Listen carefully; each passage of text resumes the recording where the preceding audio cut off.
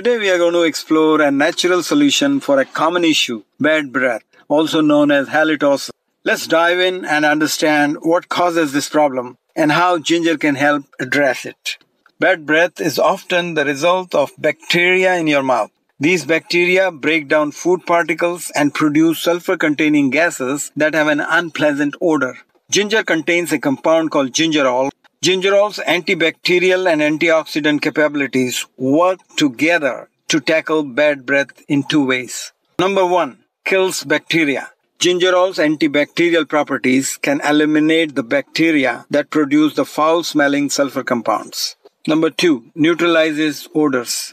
Gingerol's antioxidant abilities help oxidize and neutralize these bad-smelling compounds, effectively eliminating the odors. The most immediate and effective way to use ginger for bad breath is to chew on a fresh piece of ginger. This allows the gingerol to directly target the bacteria and neutralize the odor. Alternatively, you can also try drinking ginger tea, using a ginger-based mouthwash, or taking ginger supplement.